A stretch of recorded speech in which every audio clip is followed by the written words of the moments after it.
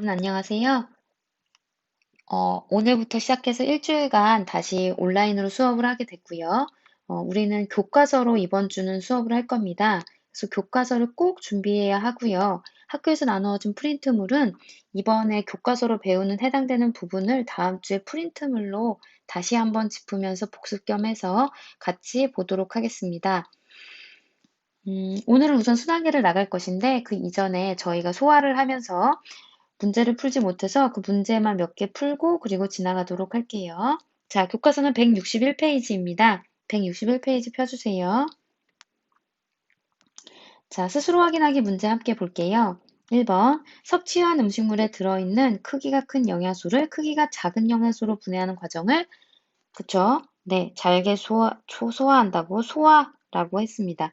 그리고 이 기능을 담당하는 기관, 개를, 그렇죠? 소화계, 라고 했고요. 이번에 소화효소 중에서 누군가가 녹말을 분해한대요. 녹말 분해해주는 얘는 노가엿이죠. 아밀레이스입니다. 아밀레이스고요. 자, 그리고 펩신과 머는 단백질을 분해하며 펩신은 위에서 단백질을 분해해주는 애였고요. 얘 누군지 모르겠지만 얘는 우리가 배운 거에 의하면 소장에서 분해해주는 애겠네요. 맞죠? 트립신입니다.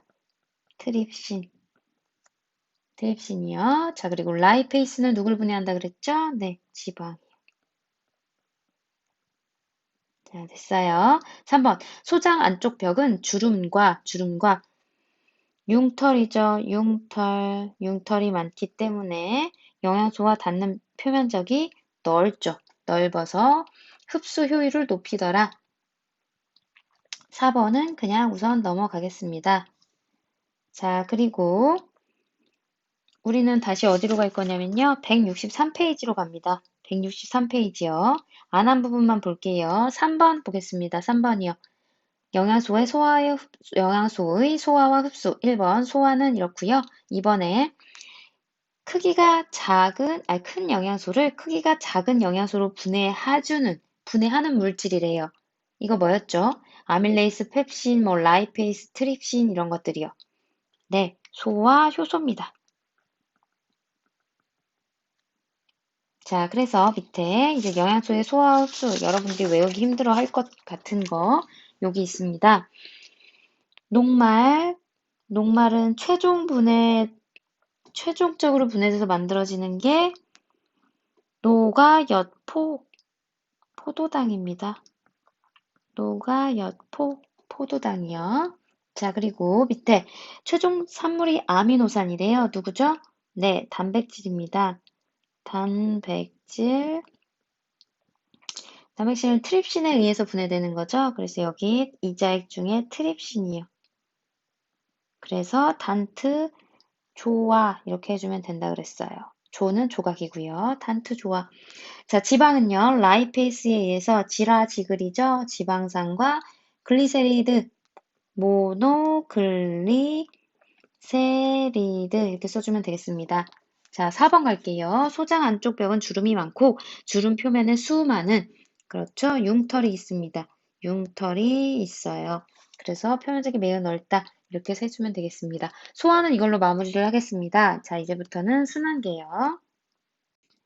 자, 그러면 이제 순환계로 들어갑니다. 순환계는 소화계와 긴밀하게 연결이 되어 있어요. 어떻게 연결이 되어 있는지 선생님이 간략히 설명할게요. 자, 소화 우리 배웠을 때 특히 좀 이렇게 중요하다 그랬던 기관이 소장이었는데요. 소장에서는 영양소의 소화와 흡수가 모두 일어난다고 얘기했었습니다. 그래서 융털이 있었잖아요. 융털에 모세혈관과 암주관 있었죠. 이 모세혈관과 암주관에서 각각 수용성, 지용성 영양소가 흡수된다 그랬어요. 영양소가. 그래서 이 흡수된 영양소가 결국은 어디로 간다고 했었죠? 네, 맞아요. 결국은 얘네들이 심장으로 간다고 얘기했었습니다.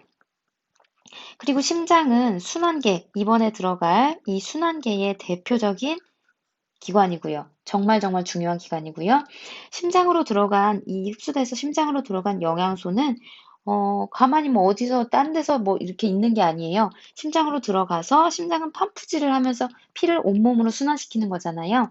이 피에 영양소가 섞여서 온몸을 돌면서 온몸에 있는 세포들에게 영양소를 떼주는 겁니다. 그래서 이제 우리 세포는 그 영양소를 받아서 에너지를 만드는 거고요. 자, 이런 식으로 소화계와 순환계는 연결이 되어 있습니다. 이렇게 연결되어 있다는 걸 파악하는 것은 정말 정말 중요해요. 자, 그럼 이제 영상 하나 보고서 본격적으로 들어가도록 할게요.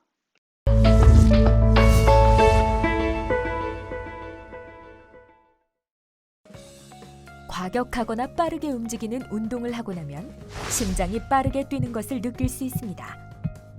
심장에서는 무슨 일이 일어나고 있을까요? 심장은 펌프와 같은 작용을 하여 혈액을 끊임없이 받아들이고 내보내는 일을 합니다.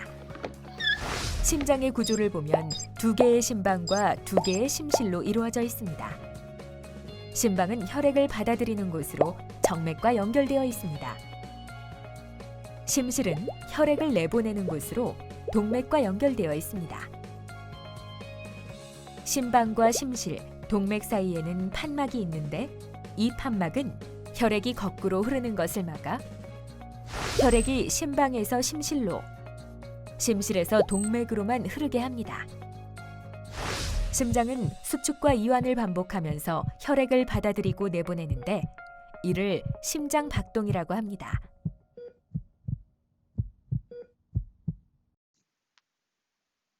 자, 이제 여기 볼게요. 선생님이 심장을 그렸습니다. 얼핏 보면 뭐 이게 심장이야 싶을 수 있지만, 나름 정교하게 그린 거고요. 왠지 뭐 이상한 미로 같아 보이지만 심장이 맞습니다. 선생님이 이 그림으로 이제 심장의 구조에 대해서 조금 자세히 설명을 할게요. 여러분 잘 들어보세요. 우선은 심방은 두 개의 방과 두 개의 실로 나뉩니다. 두 개의 방과 두 개의 실이 있어요. 선생님 여기 동그라미 중간에 그린 걸 보면 알겠지만 네 등분이 되어 있잖아요. 그래서 여기가 위가 방이고요. 아래가 실입니다. 방실. 여기도 마찬가지예요. 여기가 방이고요. 여기가 실이에요. 방실 방실이네요. 근데 여러분이 이제 좌우를 따져야 하는데 좌우를 따질 때는 이 그림 위에 눕는다고 생각을 해야 돼요. 이 그림 위에 내가 등을 대고 누우면 이쪽이 오른쪽이 되겠죠? 그래서 여기가 우심방이고요. 그럼 반대로 여기는 좌심방이 되죠. 그리고 여기는 우쪽이죠. 우니까 우심실이고요. 이쪽은 좌심실 이렇게 됩니다. 자, 그럼 이제 피가 어떤 방향으로 흐르는지를 선생님이 한번 그림으로 나타내 볼게요. 좌심실부터 출발할 겁니다. 어디서든 출발해도 상관은 없어요. 선생님은 좌심실에서 출발할게요. 피는 이렇게 나가요. 심장에서. 심장이 펌핑 되면서 이렇게 한번 수축하면 이렇게 피가 나가서 이렇게 이 방향으로 가요.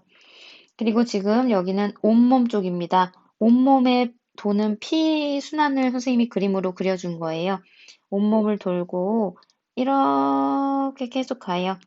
이렇게 계속. 그래서 이쪽으로 들어와요. 이쪽 우심방 쪽으로 들어와서 우심방에서 다시 우심실 쪽으로 피가 다시 들어간 다음에 다시 이렇게 우심실에서 이렇게 나갑니다. 피가 나가서요. 이렇게 나가서 여기서는 누굴 만나느냐? 폐를 만나요. 우리 허파 두 개, 폐 두 개, 그 폐를 만나는 거예요. 폐를 만나고 다시 폐에서 다시 이렇게 피가 들어와요. 피가 심장으로 여기로 좌심방으로 들어와서 좌심방에서 좌심실로 간 다음에 다시 좌심실에서 이렇게 나가서 온몸 돌고 온몸에서 다시 심장 거친 다음에 폐로 이런 식으로 도는 거예요. 그림은 이해되죠? 자, 이때 중요한 거요. 심장에서 나가는 혈관은 무조건 동맥입니다. 동맥이요. 그래서 이거 동맥이죠? 심장에서 나가고 있잖아요. 그래서 이 혈관 이름은 동맥이에요. 동맥이요. 자, 그리고 또 어디가 나갈까요? 심장에서 나가는 혈관이요. 그쵸? 이 혈관이죠? 이 혈관 좌심실에서 출발해서 나가고 있죠? 그래서 얘도 동맥이에요. 나가면 무조건 동맥이요. 자, 됐어요? 동맥이요. 근데 얘 지금 이 왼쪽에 있는 동맥을 보면 이 동맥은 곧 폐를 만날 거잖아요. 이렇게 올라가서 이렇게 가서 폐를 만날 아이잖아요. 폐요. 여기 폐요. 그래서 앞에다 폐자를 붙입니다. 폐동맥 이렇게요. 됐어요. 자, 그리고 좌심실에서 나온 이 오른쪽에 있는 동맥이요. 이 동맥이요. 이 동맥은 장차 누굴 만나나요? 온몸을 만나겠죠? 온몸의 조직세포들 만나는 거죠. 그래서 얘를 크게 돈다. 온몸은 진짜 큰 거잖아요. 온몸의 전체를 도는 거니까 크게 돈다 해서 얘를 대동맥이라고 얘기해요. 대동맥. 자, 됐어요. 그럼 이제 나가는 피는 됐고, 심장으로 들어오는 피요. 심장으로 들어오는 피는 무조건 정맥입니다. 얘 정맥이에요. 들어오고 있죠? 정맥이요. 여기도 있네요. 얘요, 얘. 얘도 들어오죠, 피가? 얘도 정맥이에요. 근데 동맥과 똑같이 이 지금 들어오는 왼쪽에 들어오는 요 정맥은요, 요 정맥은 온몸을 거친 다음에 들어오는 정맥이잖아요. 이렇게 온몸을 거친 다음에 들어오잖아요. 그래서 크게 온몸을 돌고 왔다 해서 대정맥 이렇게 이름을 붙여요. 됐고요. 그리고 요 오른쪽에 있는 이 정맥은요, 요 정맥은 폐를 돌고 온 애잖아요. 폐를 돌고서 이렇게 들어오는 애죠. 그래서 이 앞에는 폐자를 붙여서 폐정맥 이렇게 얘기를 해줍니다. 자, 됐죠? 조금 혼란스럽긴 하겠지만 잘 들어보세요. 자, 그리고 심장에는 판막이라는 게 있어요. 판막이 무엇이냐? 선생님이 그림으로 그린 얘입니다. 얘요. 얘요. 지금 선생님이 노란색으로 칠한 이 판막은 어디에 존재하느냐? 방과 실 사이에, 방과 실 사이에, 심방과 심실 사이에 존재하는 거죠. 심방과 심실 사이요. 심방과 심실 사이요. 또 판막이 있어요. 어디 있느냐? 여기요. 여기요. 선생님이 지금 그린 얘네들 있죠? 지금 형광색으로 다시 그려요. 여기 초록색으로. 얘네들은 심실에서 동맥 쪽으로 나가고 있는 거죠. 심실에서 동맥 쪽으로 나가고 있죠. 심실에서 얘도 동맥 쪽으로 나가고 있는 거죠. 이 판막이요. 그쪽에 있는 거잖아요. 그래서 심실과 동맥 사이에 존재합니다. 판막이 왜 있느냐? 판막은 혈액이 심방에서 심실, 그리고 심실에서 동맥 방향으로만 흐르게 해줘요. 즉, 혈액이 거꾸로 흐르는 걸 막는 거예요. 혈액에도 방향성이 있어야 돼요. 그래서 그 방향성을 지켜주기 위해서 이 판막이 존재하는 겁니다. 판막이요. 중요해요. 판막이요. 얘만 이름 써줄까요? 판막. 얘도 좀 써줄까요? 판막. 이렇게요. 자, 됐어요?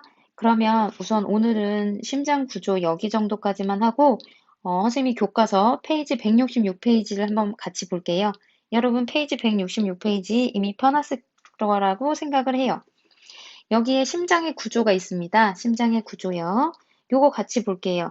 선생님의 심장 그림과 이 오른쪽 책에 나오는 이 심장 그림을 같이 생각하면서 볼게요.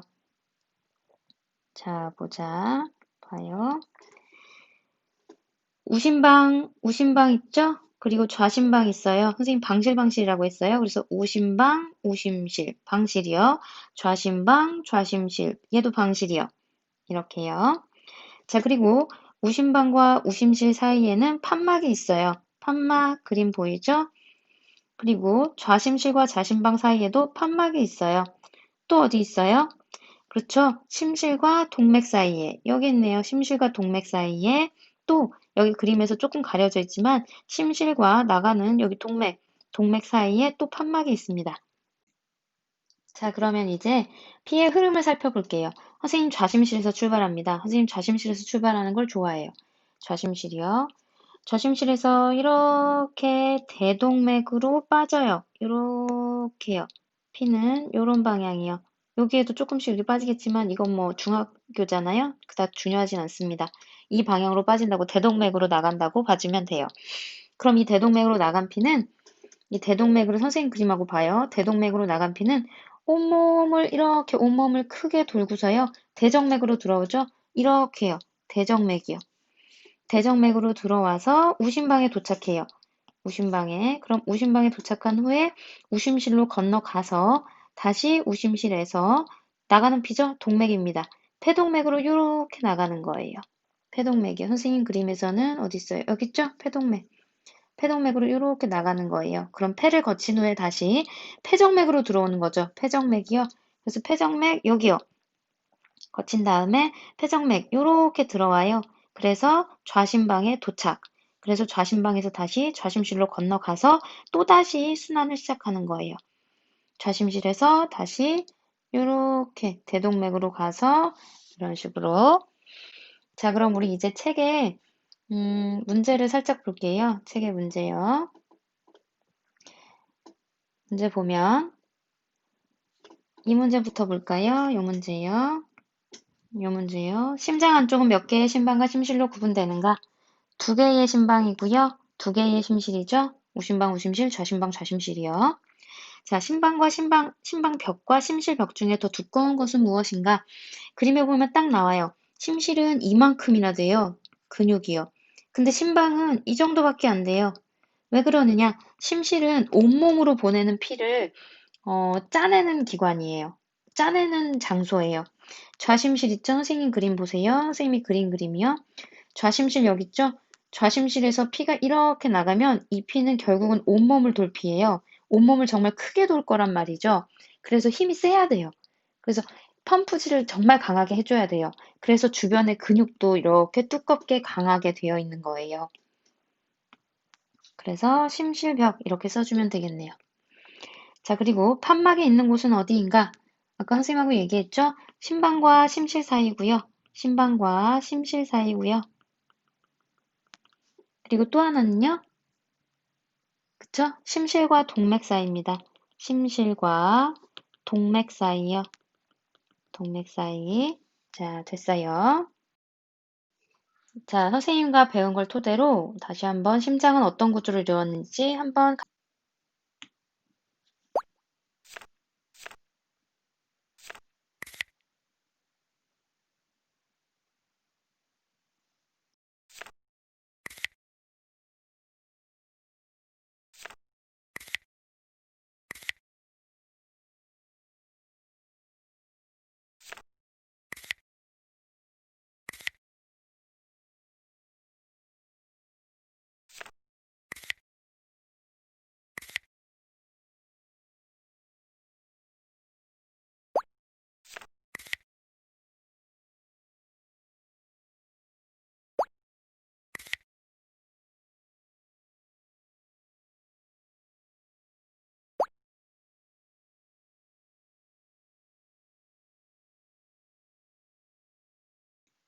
자, 이제 교과서 167페이지를 볼게요.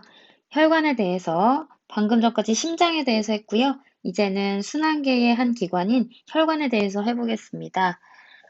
심장도 외울 게 많아서 조금 헷갈렸을 텐데 혈관도 약간 외울 게 있어요. 그래도 한번 같이 볼게요.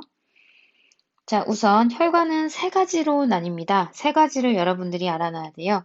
뭐뭐 있느냐? 동맥 있고요. 동맥이요. 선생님 그림으로 볼까요? 선생님 그림이요. 동맥 있고요. 모세혈관 있고요. 정맥 있습니다. 동맥은 선생님이 아까 얘기했죠. 교과서로 한번 볼게요. 동맥은 심장에서 나오는 혈액이에요. 나오는 혈액이 흐르는 혈관, 이게 바로 동맥입니다. 그럼 들어가는 혈관이 흐르는 혈관, 들어가는 혈액이 흐르는 혈관은 얘기했죠? 정맥입니다. 심장으로 들어가는 혈액이 흐르는 혈관이요. 동맥은 근데 선생님 아까 얘기할 때 심장 요렇게 대략 있으면 여기 좌심실이었잖아요. 좌심실에서 온몸으로 나가는 피가 흐르죠. 이렇게 선생님이 온몸으로 나가는 피가 흐른다 그랬잖아요. 온몸으로 장차 갈 피요. 얘가 대동맥이라고 얘기했었죠. 그러면 선생님이 얘기했었어요. 대동맥은 온몸을 돌 피라서 엄청 강력한 좌심실의 수축에 의해서 팍 하고 나가는 압력이 엄청 크게 해서 나가는 혈관이에요. 그래서 이 혈관은 혈관벽이 두꺼워야 해요. 혈관벽이 엄청 두꺼워야지 그 압력을 견딜 수가 있어요. 그리고 탄력성도 강해야 되겠죠. 그래서 강하기 때문에 높은 압력을 견딜 수 있게끔 되어 있어요. 자, 그리고 정맥은 들어가는 피잖아요. 온몸을 거쳐서 이렇게 들어가는 피잖아요. 그래서 동맥에 비해서 훨씬 두껍지 않아요. 혈관벽이 두껍지 않고요. 그리고 탄력성도 약하고요. 그리고 중요한 거예요. 판막이 있습니다. 판막이요. 판막이 왜 있느냐? 판막이요. 판막은 정맥은 대부분이 온몸에서 좀 위쪽으로 이렇게 올라가는 피가 많아요. 근데 판막이 있어서 혈액이 거꾸로 흐르지 않게끔 해주는 거예요. 선생님이 이렇게 그려볼게요. 이렇게 혈관이요. 이게 정맥이라고 치면 이렇게 판막이라는 게 존재해요. 그림 여기 있네요. 판막이 이렇게 생겼는데 피가 위로 이렇게 솟구쳐 올라가잖아요. 근데 만약에 판막이 없으면 이게 올라가다가 힘이 조금은 부족하니까 밑으로 이렇게 피가 내려가려고 해요. 즉, 역류하려고 해요. 근데 그러면 안 될 거잖아요. 그래서 판막이 존재해서 이 역류하는 피를 막아줘요. 그리고 다시 판막이 열려서 위로 쑥 올라가고 판막이 닫혀가지고 피가 내려가지 못하도록 막아주고 이런 식으로 계속해서 작용을 해줘서 결국은 혈액이 거꾸로 흐르지 않게끔 역류를 방지해 주는 거예요. 판막이요. 자, 그리고 모세혈관 볼게요. 모세혈관이요. 모세혈관은 요 그림 보세요. 그림이요. 꼭 잘 기억해 두세요. 모세혈관은 이렇게 그물처럼 매우 가느다란 혈관으로 거미줄처럼 이렇게 퍼져 있어요. 그물처럼요. 그리고 혈관벽이 정말 매우 얇아요. 왜 얇느냐? 이 모세혈관에서 영양소나 기체의 교환이 일어나요. 물질 교환이요. 그래서 혈관벽이 얇아야 되겠죠. 그래야지 물질들이 왔다 갔다 할 수 있을 거니까. 그래서 이렇게 모세혈관의 특징을 지니고 있습니다. 혈관을 이렇게 간단히 볼 거예요. 그리고 나서 선생님하고 문제 스스로 확인하기 한번 볼게요. 심장은 두 개의, 여기요. 심장은 두 개의 심방과 두 개의, 그쵸? 심실로 이루어져 있다. 써주면 되겠고요. 심장에서 나온 혈액은 동맥이요, 동맥. 그 다음은, 네, 모세혈관을 거쳐요. 모세혈관이요.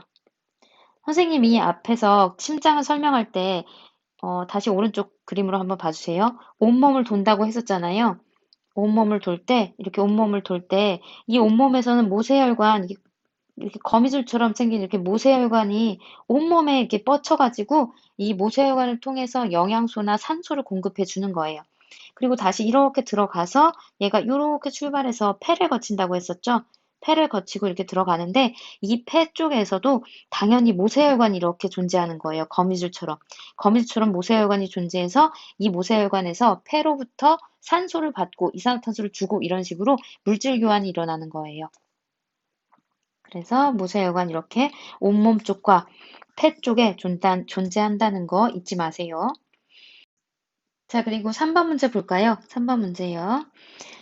심장에서 좌심실이 수축할 때는 어느 곳에 판막이 닫히는지 설명해 보자. 이렇게 나왔어요. 좌심실이요? 여기 그림이 조금 간략하긴 하지만 좌심실 여기 있네요. 좌심실이 수축할 때는 어느 곳에 판막이 닫힐지를 얘기해 볼까요? 우선 판막은 심방과 심실 사이니까 여기 하나 존재했죠? 여기 사이에 판막 하나 있었고요. 그리고 또 하나 심실에서 대동맥 쪽으로 여기 판막 하나 있었어요. 근데 당연히 좌심실이 수축하면 이 좌심실이 수축을 하면 피가 나가는 거잖아요. 짜지면서 나가는 거니까 여기 판막은 열리겠죠. 열려서 이쪽으로 피가 나가겠죠? 나가요. 근데 이쪽으로 피가 나가려면 만약에 이쪽 판막이 열린다면 얘가 짜질 때 위로 솟구칠 거잖아요. 근데 이쪽 방향으로 피가 가면 안 되는 거죠. 그래서 여기에 판막은 닫히겠죠. 반면에 여기 요쪽 판막, 이쪽 판막은 열려야 되겠죠. 피가 이렇게 나가야 되니까.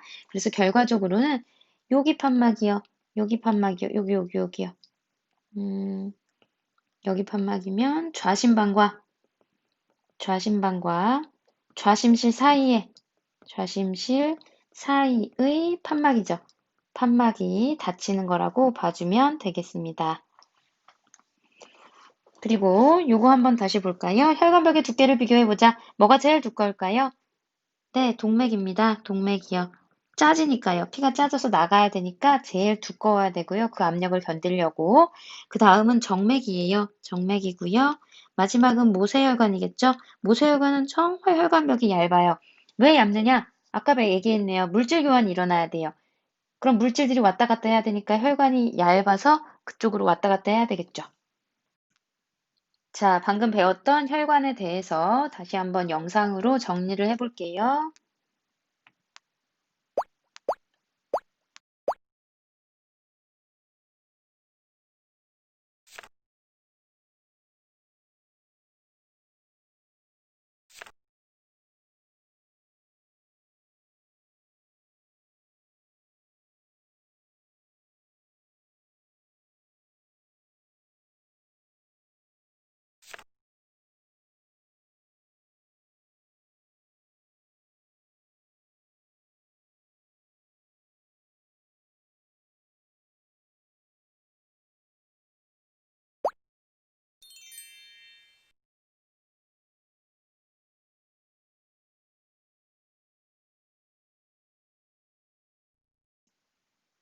자, 오늘은 여기까지 수업하겠습니다. 다음 시간에는 혈액에 대해서 배울 거고요.